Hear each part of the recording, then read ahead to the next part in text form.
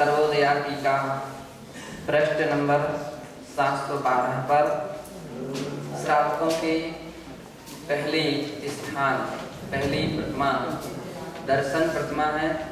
और उस दर्शन प्रतिमा के विषय में कल अपन ने समझा था कि जो दर्शन प्रतिमाधारी श्रावक हुआ करता है उसे दार्शनिक श्रावक कहते हैं। और वो सम्यक दर्शन से शुद्ध होता है, संसार शरीर भोगों से विरक्त होता है और 5 परमेष्ठियों को ही अपनी आश्रयभूत मानता है, उनकी शरण ग्रहण करता है। ऐसी योग्यता जिनमें हुआ करती हैं उसे दार्शनिक श्रावक कहते हैं, पहली प्रतिमाधारी कहते हैं। लाठी संहितायां से विशदीकृतम एतत्। लाठी संहिता ग्रंथ में उसके पहले अध्याय के 6वें श्लोक में इस बात को और विशद रूप से वर्णन किया गया है। और वहां पर कहा है अष्टमूल गुणोपेतो द्यूतादि विष्णोचिता नरो दार्शनिका प्रोक्ता सद्दर्शनान्वितः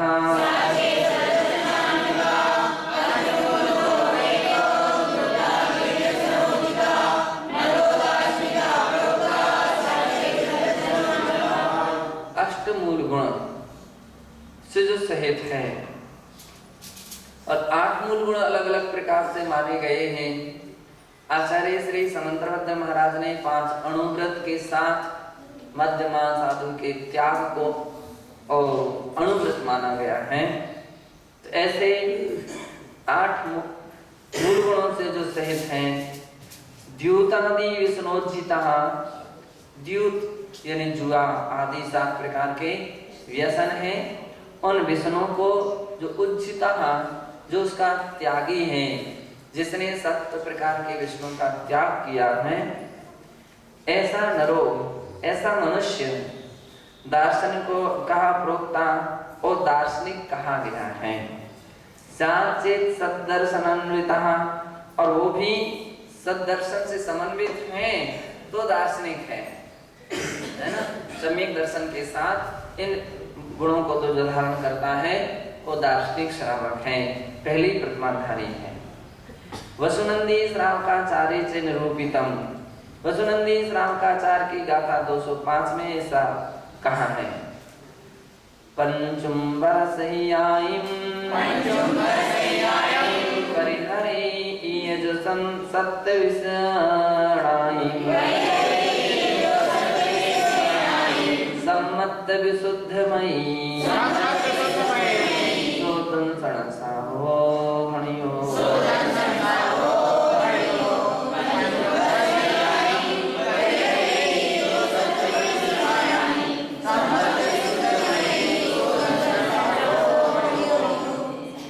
यहाँ पर आचार्य महाराज ने लिखा है सम्मत विशुद्धमयी, जिसकी मति सम्यक दर्शन से विशुद्ध है, तथा पंचुम्बर सह्यायिम परिहरी, 5 नंबर फलों से सहित क्या सत्य विषणाणुम, सत्य विष्णु का जो परिहार करता है, त्याग करता है, ऐसा श्रावक दंसन सावो भणियो, दर्शन श्रावक या दार्शनिक श्रावक कहा जाता है।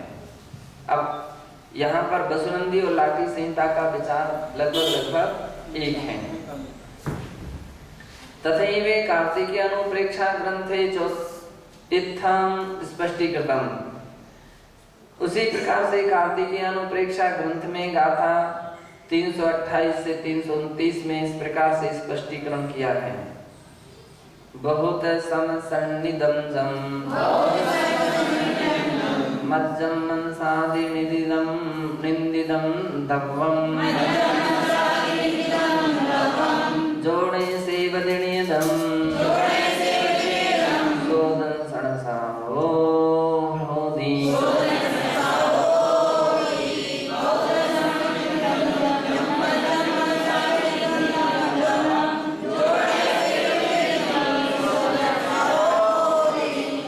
बहुतस समनिंदिदम जम मज्जम, जो बहुत प्रकार के त्रस जीवों से निंदित अर्थात बहुत प्रकार के त्रस जीवों से युक्त ऐसा मज्जम मद्य यानी शराब, मांसादि मांस, निंदितम द्रव्यम और भी इसी प्रकार से निंदनीय द्रव्य मधु आदि है, उसको जो नहीं सेवदी, जो उसका सेवन नहीं करता है, सो दंसण सावो बोधि, ऐसा वो श्रावक दर्शन श्रावक कहा जाता है, दार्शनिक श्रावक कहा जाता है।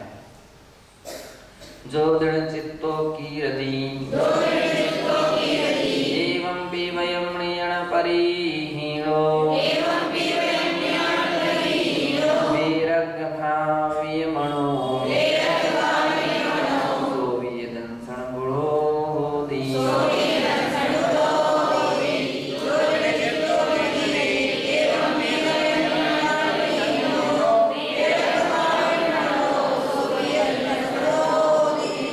तो पहली बात कह रहे हैं कि जो दृढ़ चित्तो कीरति, जो दृढ़ चित्त है अर्थात वैराग्य से जिसका मन आर्द है, भीगा हुआ है, एवं पी वयम ऋण परिहीणो, और जो श्रावक क्या है वैराग्य से, तो वैराग्य भावय मनो सोवी, मतलब वैराग्य से तो जिसका भाव निर्मल हो गए हैं, भीगे हुए हैं और दृढ़ चित्त है, अपने चित्त को दृढ़ करके, तथा नियाण रहियस्य निहाण परिहीणो, निधान को छोड़ करके जो वयम व्रतों का पालन करता है, सो दंसण गुणो होति, वो व्रतों का पालन करने वाला, अनुव्रतों का पालन करने वाला श्रावक जो है वो दर्शन प्रतिमाधारी श्रावक कहा जाता है। रयण सारे गाथा, रयण सारे च दार्शनिक श्रावकस्य सप्त सप्तति गुणाः संकीर्तिताः। रयण सार की 8वीं गाथा में दार्शनिक श्रावक के 77 गुण के विषय में संकेत किया है। वहाँ कहा है, वह है गुण वसन भय मल वीरगादि आरभति विघ्रम्बा एवं सत्तरिया सावय गुणा गणिता।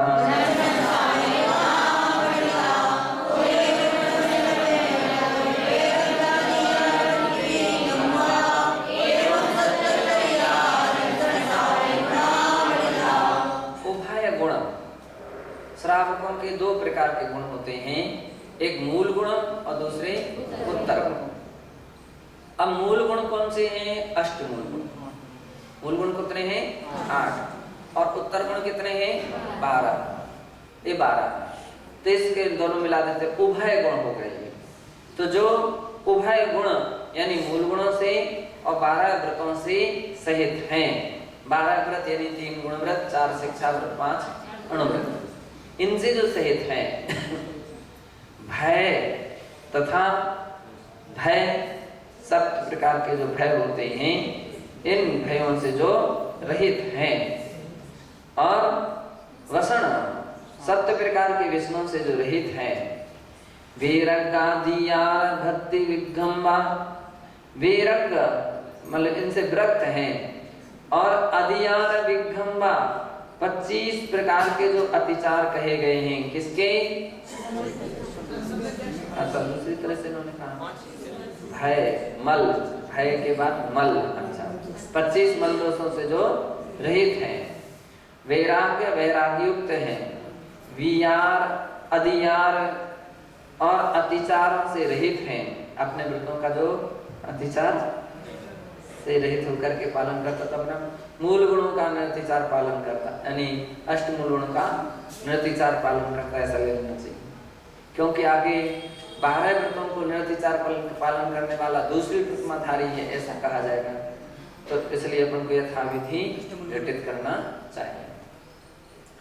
तो ऐसा और कैसा? विखंबा, विघ्न रहित तथा भक्ति युक्त ये 77 गुण जो हैं एवं 77 दर्शन सावय गुण भणिता। इस प्रकार से 77 गुण सम्यक दृष्टि श्रावक के कहे गए हैं। 77 हो गए ना? नहीं, गिनती गिन लीजिए। पहले 2, पहले कितना? 2, फिर 7, 7 2, पहले क्या लिए हैं? 20, 20 और 7, 27 और 7, 34 और 25, 59 और 1 और 5 और विघ्न रहित और भक्ति युक्त। हाँ, अब इसको अतिचारों को अलग अलग कर देंगे। 5 कितने हो गए थे अभी?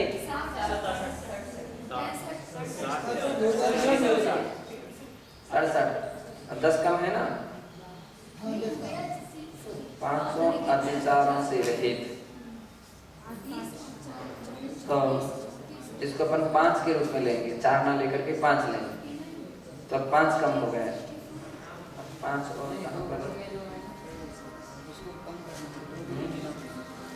बैठ करके अपन देख लेंगे, उस बराबर है 77। विभक्त करके देना पड़ेगा। हाँ, तो इस प्रकार से ये 77 गुणों से सहित होकर के वो श्रावक के दर्शन प्रतिमा हुआ करती हैं। दार्शनिक श्रावकों भी रात्रो चतुर्विध आहार त्यागी अभक्ष्य अमर्यादित भोजनस्य त्यागी शुद्ध मर्यादिता आहार भुक्च भवति। दार्शनिक श्रावक भी रात्रि में 4 प्रकार के आहार का त्यागी होता है, अभक्ष और अमर्यादित भोजन का त्यागी होता है, शुद्ध मर्यादित आहार को ही ग्रहण करता है। उसी प्रकार से काय वस्त्रादि शुद्धि युक्ता अंतराय आहार नियम पालको भवति। आ गया? काय शुद्धि और वस्त्र शुद्धि के साथ 8 प्रकार के अंतरायों को पालन करने वाला और सम्यक दृष्टि जीव हुआ करता है। पहली प्रतिमाधारी 8 अंतरायों का पालन करे। 8 अंतरायों का, और वस्त्र शुद्धि में भोजन करेगा, 16 में भोजन करेगा। ऐसा नहीं कि पहली प्रतिमाधारी है तो अब 16 में भोजन। दार्शनिक देशव्रती है ना, तो इसलिए उसको देशव्रत का तो पूरा पालन करना पड़ेगा।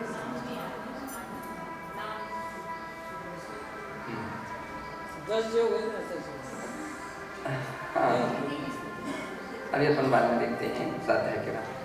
अत्रैदं ज्ञेयम्, यहाँ इस प्रकार से जानना चाहिए दार्शनिका श्रावको भी द्वितीय व्रत प्रतिमा धारक एवं 12 व्रतानि पालयति। दार्शनिक श्रावक भी द्वितीय प्रतिमा धारक श्रावक की तरह 12 व्रतों का पालन करता है। मात्र जिन दर्शन से प्रतिज्ञा दत्ता एव ना तस्य दार्शनिक श्रावक संज्ञा। केवल देव दर्शन करने की, जिन दर्शन करने की जिसकी प्रतिज्ञा है वो ही अकेला दार्शनिक श्रावक नहीं है। तो इतने मात्र को दार्शनिक श्रावक नहीं कहते हैं। किंतु व्रत प्रतिमा धारका तस्य इव एव अंतरम यद दार्शनिका श्रावको व्रतानां सातिचार पालनम करोति व्रत प्रतिमाधारी तो निरतिचारम। कह रहे हैं इतना अंतर है व्रत प्रतिमाधारी के अंदर और दार्शनिक श्रावक में इतना अंतर है कि यह दार्शनिक श्रावको व्रतानां, दार्शनिक श्रावक व्रतों का सातिचार पालन करता है और व्रत प्रतिमाधारी क्या करता है? निरतिचार पालन करता है। द्वितीय व्रत प्रतिमाधारकस्य स्वरूपम रत्नकर्णक श्रावकाचार्य प्रोक्तम। दूसरी व्रत प्रतिमाधारी श्रावक के स्वरूप को रत्नकर्णक श्रावकाचार्य की 138वीं गाथा में कहा है।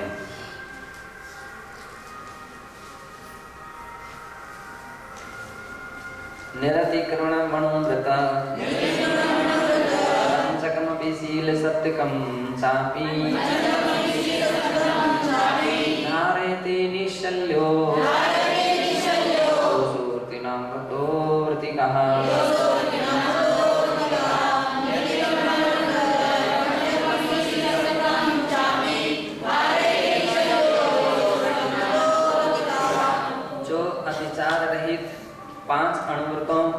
वह सातों शील व्रतों का निश्चल्य माया मिथ्यात्व निदान से रहित होकर पालन करता है, वह व्रतियों में व्रत प्रतिमा का धारक श्रावक माना गया है।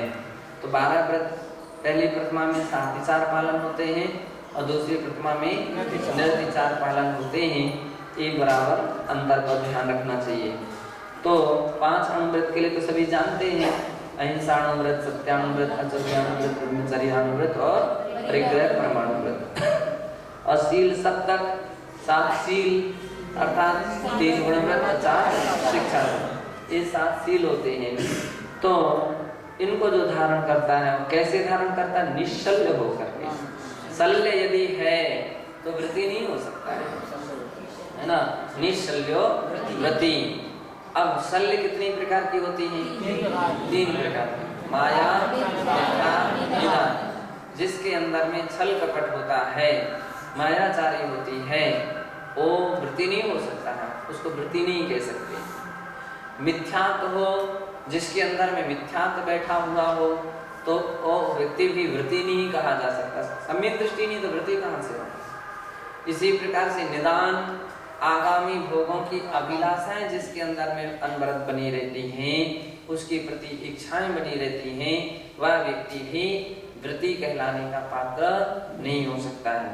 तो विशेषता यदि निश्चल्य होना चाहिए, जिसके अंदर में माया शल्य भी ना हो, निदान शल्य भी ना हो और मिथ्यात्व शल्य भी ना हो, ऐसा व्यक्ति ही वृत्ति इस संज्ञा को प्राप्त हो सकता है। तृतीयां सामायिक प्रतिमां दत्ता स्वरूपं रत्नकुंड श्रावकाचार्य निर्दिष्टम। तीसरी सामायिक प्रतिमा को धारण करने वाले श्रावक का स्वरूप रत्नकुंड श्रावकाचार्य के गाथा 139 में इस प्रकार से निर्देशित किया गया है। वहाँ कहा चतुरावर्ततयस् प्रणामः स्थितो यथा जातः सामयिको द्विनिषद्यस् त्रयोः शुद्धिस्त्रिसन्ध्यमभिवन्दे।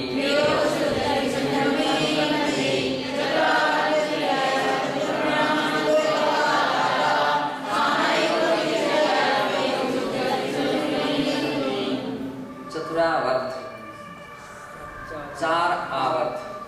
सामायिक में कितने आवर्त करने आवश्यक रहते हैं? 4। इसका मतलब चारों दिशाओं में आवर्त। क्या खाली 4 आवर्त नहीं, दिशाएं कितनी हैं? 4। और चारों दिशाओं में आवर्त कितने?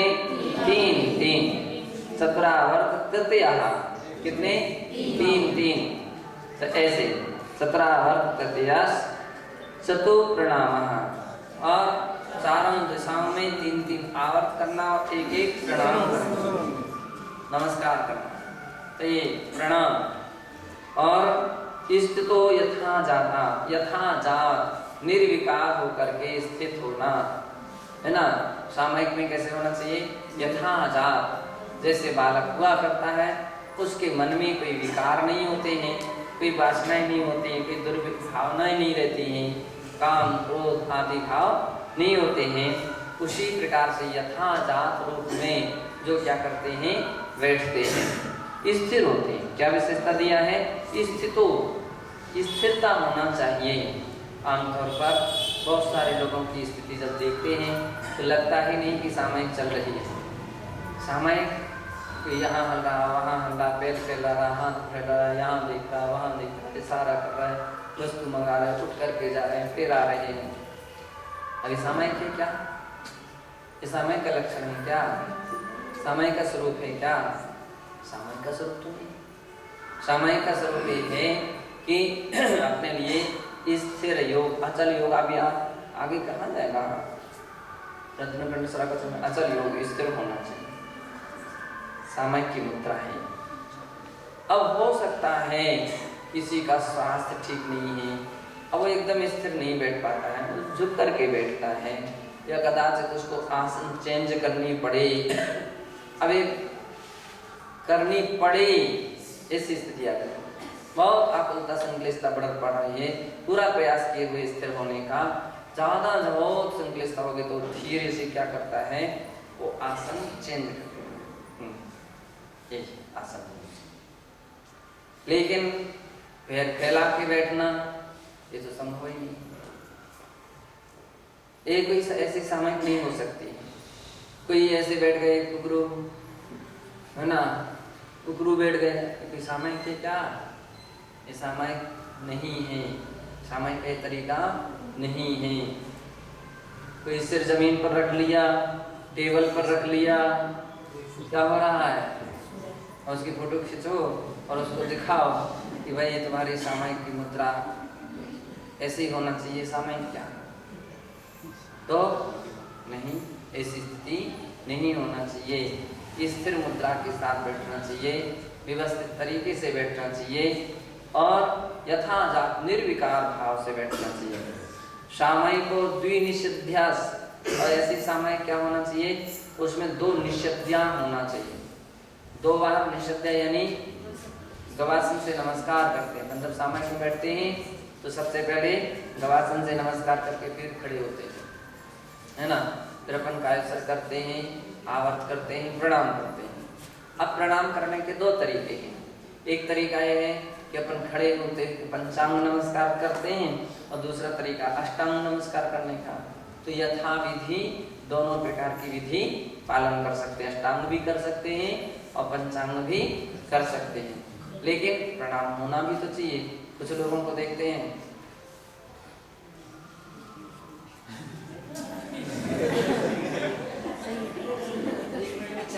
ये क्या कर रही है ना, तो ऐसा तो नहीं होती है ना। कैसे होना चाहिए, 3 आवर्त होना चाहिए। ये आवर्त है, क्या है, ये आवर्त है। और फिर ये श्रोणति, श्रोणति तो बहुत से लोगों को देख ही नहीं जाते, ऐसे पीछे हला ली, ऐसे नहीं हो सकता। तो उसमें कायसर कीजिए, 3 आवर्तन कीजिए और श्रोण कीजिए। और कुछ लोग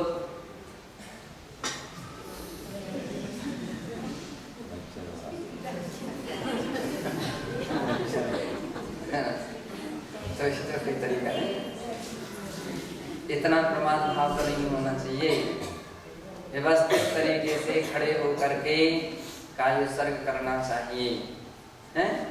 खड़े होकर के कायोत्सर्ग पहले क्या करना चाहिए, निषद्या करना चाहिए, अर्थात गवासन से बैठ करके नमस्कार।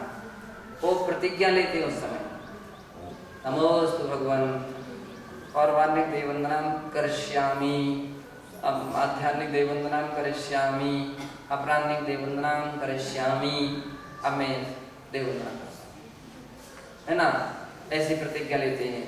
अब फिर जम्मूदीप भारत से मध्य प्रदेश से इंदौर नगर छत्रपति नाम उपनगरे, है ना, श्री देवाधिदेव आदिनाथ चैतालय मध्ये और पौराणिक मंदिरायाम जो भी हो घटिका जय पर्यंतम समस्त सामर्थ्यो प्रतिज्ञा लेते हैं। प्रतिज्ञा लेने के उपरांत फिर क्या करते हैं, कायोत्सर्ग, फिर आवर्तन, फिर श्रोणति और श्रोणति के बाद मतलब सामने सारा मतलब दक्षिण दिशा। हाँ नहीं रहता तो फिर अपन कई बार ऐसे प्रसंग आते हैं, नाम नहीं रहता तो अद्य, है ना, अस्मिन अत्र स्थाने, ऐसा बोल अत्र स्थाने।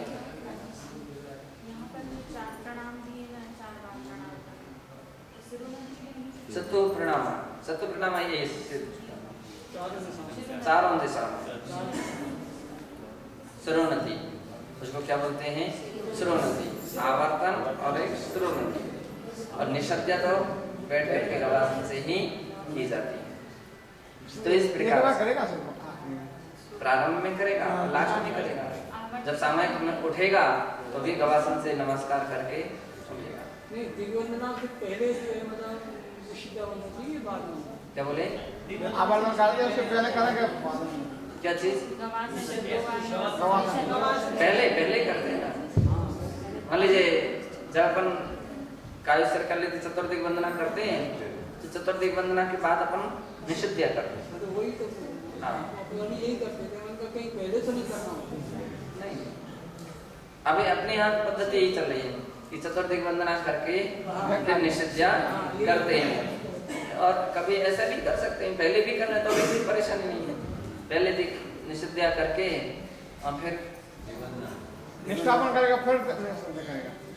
इसी प्रकार से वहाँ तो अपन प्राय करके दोनों बार ही कर लेते हैं। सामयिक समाप्त करते हैं ना, तो सामयिक समाप्त करते तो भी हम लोग वंदना कर लेते हैं, निषिद्ध्या कर लेते हैं और इसके उपरांत कायस्वर आदि करके फिर हम गवासन से नमस्कार कर लेते हैं। चतुर्वंदना पाटे पर उत्तम तरीका है, नहीं पाटे पर नहीं होना चाहिए, है ना। मान लीजिए उत्तम तरीका जमीन से ही होना चाहिए, लेकिन फिर भी अथा संभव कर भी सकते हैं, तखत के ऊपर से तो नहीं होना चाहिए। इस पर पूरा ध्यान रखना चाहिए, तखत के ऊपर से नहीं होना चाहिए। तो आमतौर पर मान लीजिए तखत के ऊपर से हम लोग कोई नहीं करते और पाटे पर तो फिर भी कथनचित खड़े हो जाते हैं।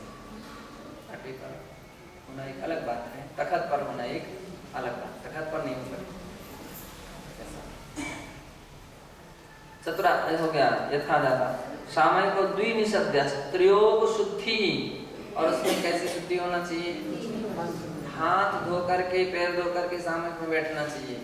पैर धो करके यदि अपन मंदिर में हैं या पढ़ रहे हैं लिख रहे हैं तो अपने तो हाथ पैर शुद्ध हैं ही।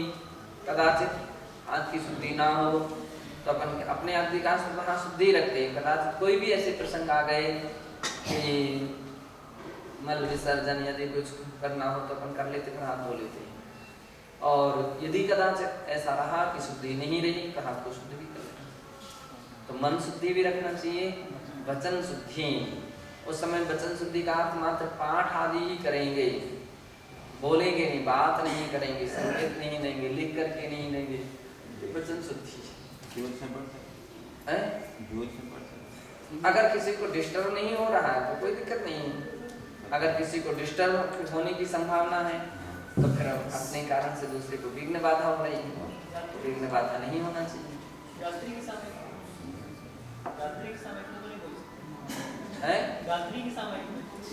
भाई अगर इमरजेंसी परिस्थिति आ गई किसी की, संलेखना समाधि चल रही है जोर से, उस समय रात्रि में भी बोल सकते हैं। वैसे नहीं बोलते, वैसे मौन, वैसे तो पूरा मौन। हाँ नहीं, उच्चारण नहीं बोलते, उस समय पूरा मौन रहता है ना। और वैसे आमतौर पर वैसे भी अपन मौन से ही सामयिक करते हैं। पाठ आदि यदि मान लीजिए सभी की अनुकूलता है और एक साथ करना है, पाठ करते हैं, एक साथ करते हैं, पाठ भी करते हैं।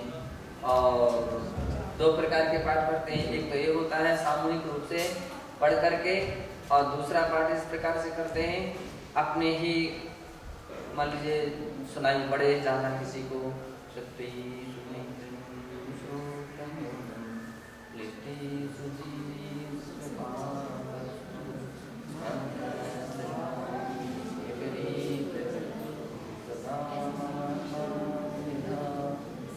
अभी किसी को डिस्टर्ब नहीं हो, और यदि कोई महसूस हो रहा है इतने में भी किसी को डिस्टर्ब नहीं, ये पाठ कहलाते है ना।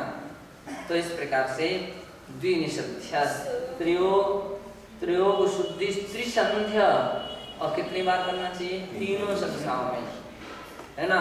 पौर्वानिक बेला में, मध्याह्निक बेला में और अपराह्न में, तीनों टाइम की सामयिक तीसरी प्रतिमाधारी के लिए तीनों टाइम की सामयिक करना अनिवार्य है।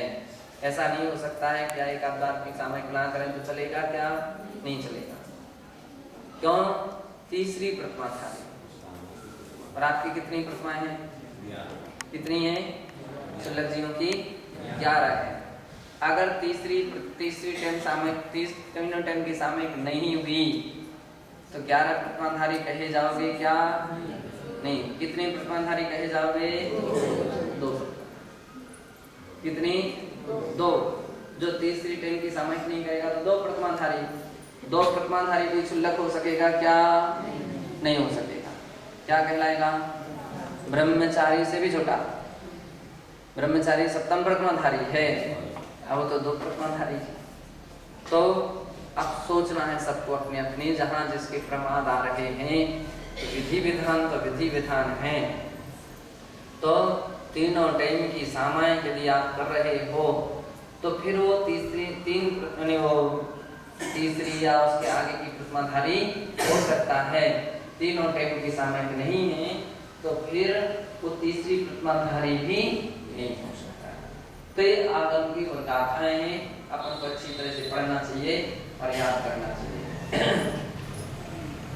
वसुनंदी श्रावकाचार्य से विशदीकृतम। वसुनंदी श्रावकाचार्य की गाथा 276 से 278 इन गाथाओं में इस प्रकार से कहा है। काऊ सग्ग मिठियो लाहम सुसुप्तमित्तम से संजोय विप्यजोयम कंचन चंदनम वासी।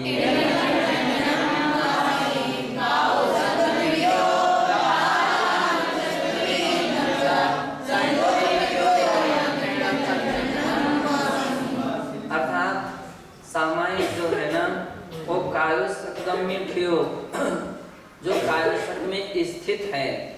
किसमें स्थित है? वो जैसे कि कायोसर्ग करता ना स्थिर होकर के, ये पूरी सामायिक ही उसका कायोसर्ग है। सामायिक क्या है उसकी? पूरा कायोसर्ग है।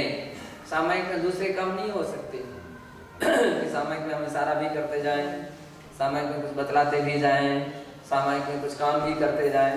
अरे एक ऐसी सामायिक लिखते भी जाएं, पढ़ते भी जाएं, बोलते भी जाएं, देखते भी जाएं, नहीं। सामायिक तो कैसा कायोसर्ग की अवस्था है, ऐसी होना चाहिए। कायोसर्ग स्थित हो। और ठियो जो इस कायोसर्ग में स्थित होकर के लाहा लाहम, अब ये महत्वपूर्ण बात है ना? क्या बात है? लाहा लाभ, लाहा लाभ, लाभ और अलाभ।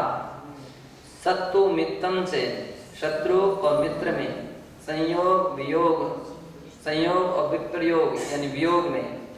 तीर्ण कंचन, तीन और कंचन यानी सोना और तिनका, इसमें चंदनम वासिन, चंदन और वासी है ना, वासी यानी कुठार को संभाव से देखता हो। इसमें क्या रखता हो? समता रखता हो। ऐसा जो पश्य संभावम मणमिधरि पंचना वयारम वर अट्ठपाणि हेरे संजयम जन सर्वंचे।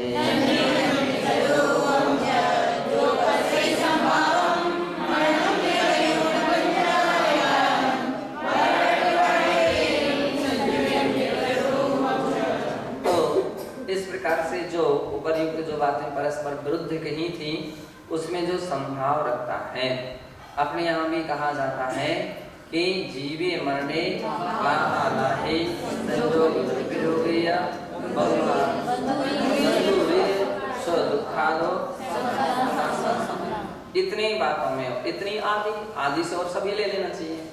तो क्या मतलब? जीवे मरणे, जन्म और मरण में है ऐसी कोई स्थिति खड़ी हो जाए कि मृत्यु की बेला आ जाए, अथवा जन्म जैसी कोई खुशी का समय आ जाए, तो दोनों में जिसका समता भाव है।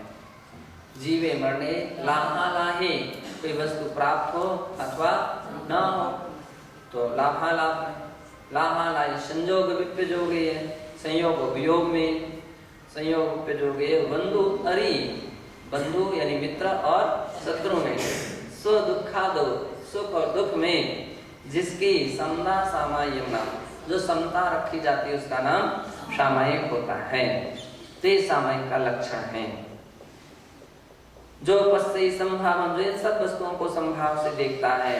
और मणमि धरियूण पंचणवयारम, और जो पंचणवयार अर्थात पंच नमस्कार को मन में धारण करता है।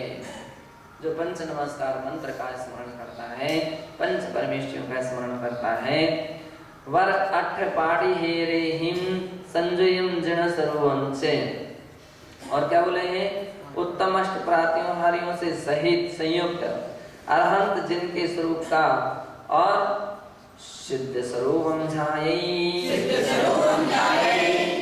अहवाचानुत्तमं समाससवेयम् खणमेकमविचलङ्गो उत्तम सामाय्यं तस्य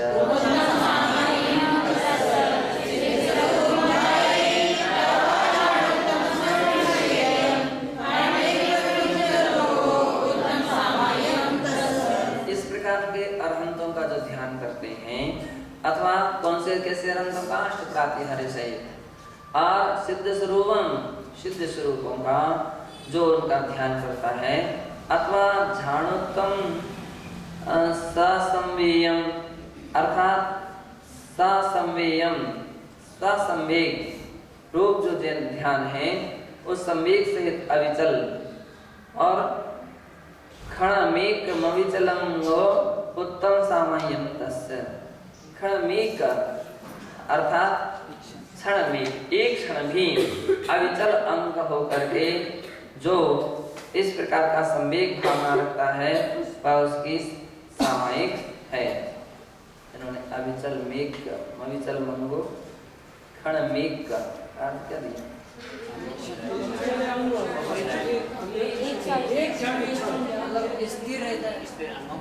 अविचल अंग होकर एक क्षण भी उत्तम ध्यान है, ध्यान करता है उसके सामने, है ना। तो इस क्षण स्थिर अंग होना चाहिए। तो जितना अपन कितना कर सकते हैं, अब उसकी भी समस्या ये खड़ी है। हर व्यक्ति की अपनी अपनी शक्ति सामर्थ्य है, कोई अधिक से अधिक कर सकता, कोई जितना, तो आश्चर्य मारने की जितना बने उतना तो करो कम से कम, बिल्कुल नहीं करने की अपेक्षा से तो। लेकिन अशिष्टता तो नहीं होना चाहिए, बिल्कुल अविचल अंग होना ये ध्यान का लक्षण दिया है, या सामायिक का अविचल अंग होना, स्थिर होकर के बैठना, चंचलपना नहीं होना चाहिए, स्थिरता नहीं होना चाहिए। तो कितने आप स्थिर हो सकते, एकदम स्थिर कितने हो सकते हो आप, जितने स्थिर हो सकते स्थिर होना चाहिए। और एकदम स्थिरता नहीं बन सकती, आपको चेंज करना पड़े तो कम से कम अशिष्टता तो नहीं आना चाहिए। ऐसे बैठ गए, वैसे बैठ गए, टिक करके बैठ गए, मुंह खोल करके बैठ गए, टिक, ये तो तरीका नहीं होना चाहिए। इसको आप कितना ब्रेक लगा सकते हैं, कितना शुद्धता रख सकते हैं, तो उसका यथाविधि ध्यान रखना चाहिए। तो इसलिए आचार्य महाराज ने कहा कि ऐसी जिसके अंदर में स्थिरता होती है वह उसकी उत्तम सामायिक कहलाती है। अत्रारेका, अब एक आरे का आगे आया है, शंकाकार आकर के खड़ा हुआ है, उसने प्रश्न किया है सामायिक शिक्षा व्रतार्थ सामायिक प्रतिमायां किमंतरम। सामायिक शिक्षा व्रत भी है ना, सामायिक पुस्तोपास अतिथि संभाग और भोगों को परिमाण, ये 4 प्रकार के शिक्षा व्रत कहे गए थे। तो उसमें सामायिक नाम का शिक्षा व्रत कहा था और यहाँ पर सामायिक नाम की प्रतिमा है। तो दोनों में क्या अंतर है? समाधीयते का समाधान करते हैं। सामायिक शिक्षा व्रते सामायिकम शील व्रत रूपेण एव भवति। सामायिक शिक्षा व्रत में सामायिक शील व्रत रूप से ही होती है।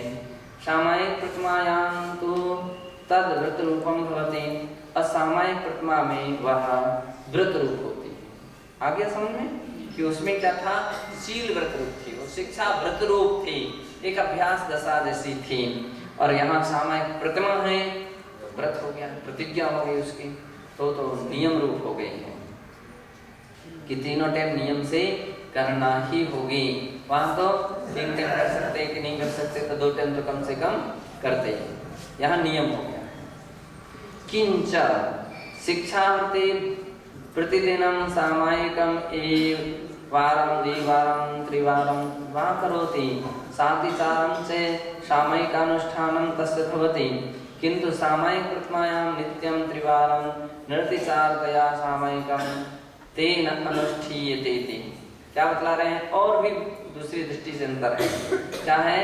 शिक्षा व्रते प्रतिदिनम, शिक्षा व्रत में प्रतिदिन सामयिक को 1 बार 2 बार 3 बार, क्योंकि शिक्षा व्रत है, उसकी प्रतिमा तो कुछ है नहीं, शिक्षा व्रत है और शिक्षा व्रत में 1 बार 2 बार अथवा 3 बार सामयिक करता है। और वो भी 7:4 से सामयिक अनुष्ठान तस्य भवति, 7:4 उसका सामयिक का अनुष्ठान होता है। सामयिक आदि जो होती है अतिचार सहित उसकी हुआ करती हैं। किंतु सामयिक प्रतिमा में तो नित्यं त्रिवारं नृतिचारतया सामयिकं तेन अनुष्ठीयते, अर्थात 3 बार तीनों टाइम निरतिचार सामयिक तेन अनुष्ठीयते, निरतिचार रूप से उस सामयिक का अनुष्ठान किया जाता है इति, ऐसा जानना चाहिए। अब आगे पहले अपन ने सामयिक के व्रत के अतिचार वगैरह का वर्णन पढ़ चुके हैं, है ना। तत्वार सूत्र में आदि में सामयिक व्रत के अतिचारों का वर्णन पढ़ लिए। आएंगे कोई सूत्र सामयिक व्रत के अतिचार? योग तो योग दुष्प्रणिधान, योगों का दुष्प्रणिधान, यद्वा तद्वा संचालन करना, अर्थात व्यवस्थित तरीके से आसन नहीं लगाना, ये योगों का दुष्प्रणिधान है। मन वचन काय का स्थिर नहीं होना योग दुष्प्रणिधान, और स्थिर नहीं होना ये तो ठीक है, अनुचित प्रयोग का, भाई आसन बदल रहे हैं यहाँ तक तो फिर भी मान सकते हैं, लेकिन अनुचित आसन लगा लेना, अशिष्ट तरीके से बैठ जाना, अशिष्ट तरीके से खड़े हो जाना, ये योगों का दुष्प्रणिधान है, तो उसका त्याग करना चाहिए। योग अगर हो रहा तो अतिचार लग रहा, योग दुष्प्रणिधान और अनादर, मन नहीं लगना, हम कुछ लोग सामने करते हैं।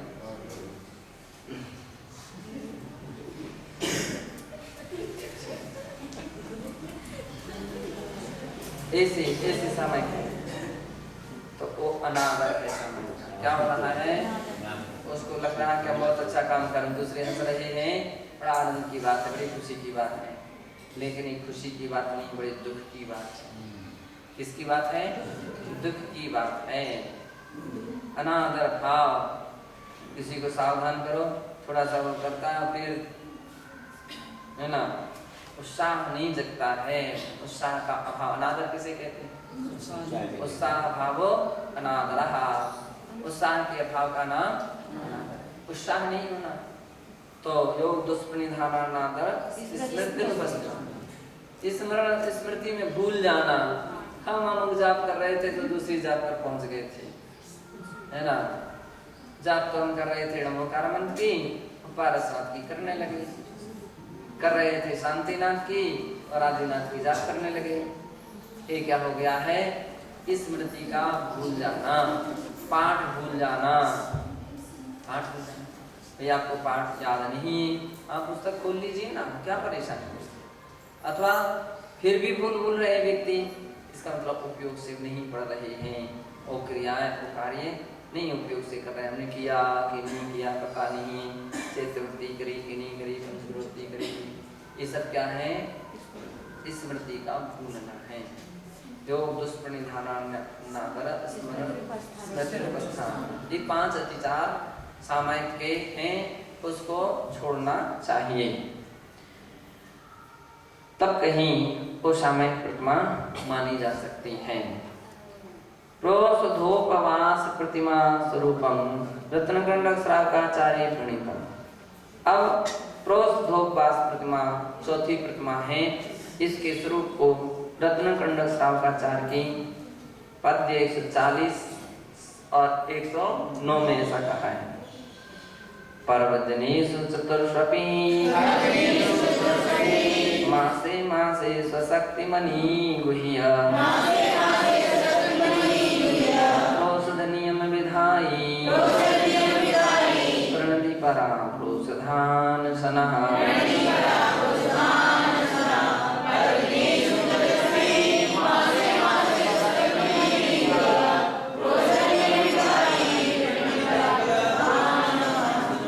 बता रहे हैं पर्व दिनेषु चतुर्ष्वपि, मासे मासे, हर महीने में क्या होते हैं?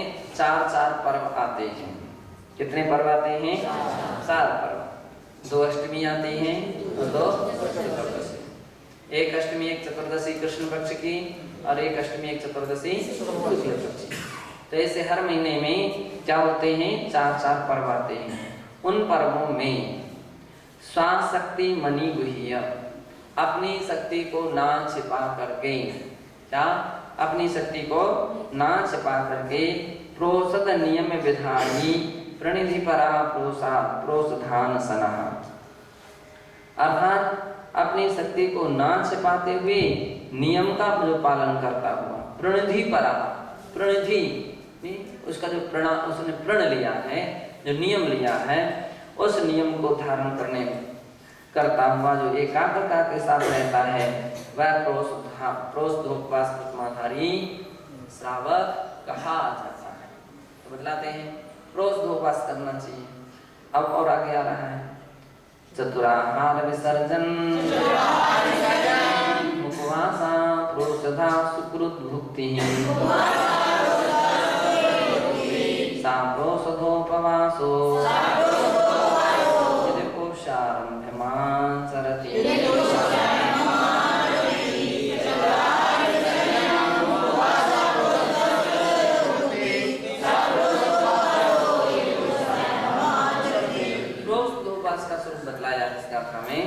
कहते हैं चतुराहार विसर्जन उपवासः, 4 प्रकार के आहारों का विसर्जन करना, 4 प्रकार के आहार का त्याग करना। और 4 प्रकार के आहार कौन कौन से हैं? आहार, खाद्य, पेय, स्वास्थ्य। खाद्य यानी रोटी दाल चावल इत्यादि खाद्य जो चबाए जाते हैं, खाए जाते हैं, तो जिनके भोजन करने से पेट भरता है वो सभी क्या है? खाद्य हैं, खाद्य कहलाते हैं। और ले क्या कहता है? चाटने योग्य, जिसके लिए आमतौर पर व्यक्ति चाट करके खाता है, वो क्या है? ले। आज के समय तो नहीं, पुराने समय में लोग अधिक चाटते होंगे, है ना? तो जैसे सत्तू खाया तो खा गए, तो ऐसे ले है, वो ले की तरह होता है ऐसा ले।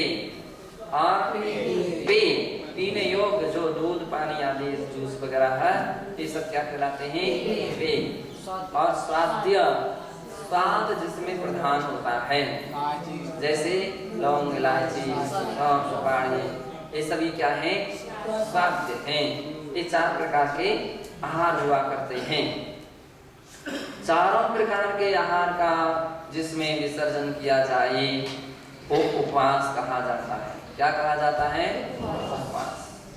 प्रोषद सुकृत भुक्ति, सकृत भुक्ति।